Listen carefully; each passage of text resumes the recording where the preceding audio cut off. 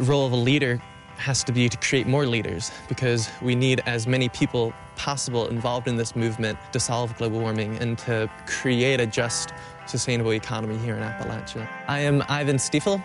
I'm a youth organizer with the Mountain Justice Spring Break, and I've been doing a lot of work to raise awareness about issues in Appalachia surrounding coal industry abuse and creating a just transition towards a clean, renewable economy for the region.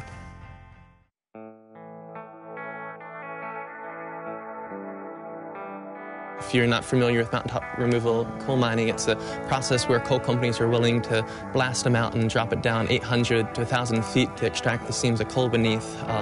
Seams of coal are kind of layered in the mountains like icing in a multi-layer pie, and so they're just extract the top of the mountain, dump the top of the mountain in valleys, make valley fills over 1,200 miles of streams have been buried in West Virginia in valley fills, and so it's severe devastation on the mountains, but then that has a really dire impact on the local communities, ripping the fabric of communities apart. How do you feel about mountaintop removal and just everything that's been happening here? I despise it. I mean, like I said, God didn't put these mountains here for us to tear down. He put them here for us to enjoy. And we're called Wild Wonderful West Virginia because of our mountains, but they keep tearing them up. They're just raping them big time.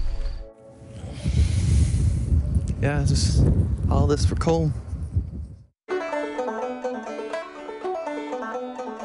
The Mountain Justice Spring Break programs are week-long programs where young people from across the country can come together and learn about Appalachian culture, have workshops on organizing, how to run successful campaigns, work with media, listen to Appalachian poetry, Appalachian music, and then have an action component too.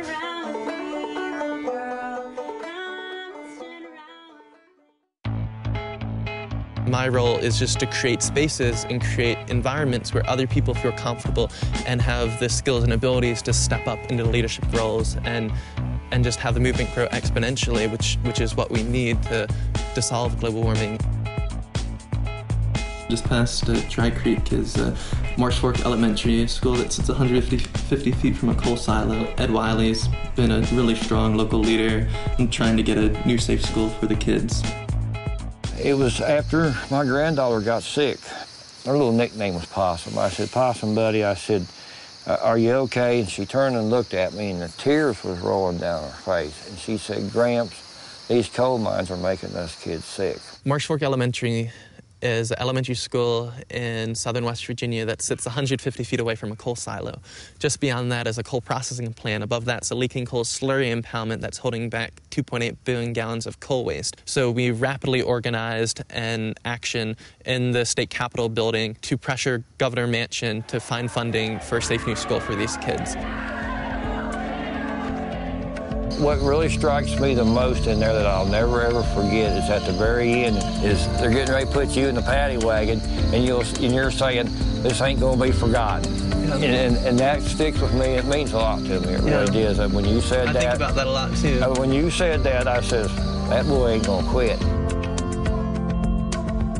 There are alternatives to coal, and that those alternatives can create rich, vibrant communities in West Virginia and employ people just like the coal industry does, except they're clean jobs, they're safe jobs. A way of life is at stake, entire communities are at stake, and also our global climate is at stake. If I can get one person, one household off of contaminated water, that's a success story. Young people across the country are committed to working towards a new, sustainable economy. I feel like we don't have a choice. I'm excited to see what we can do working together, but we need to get moving.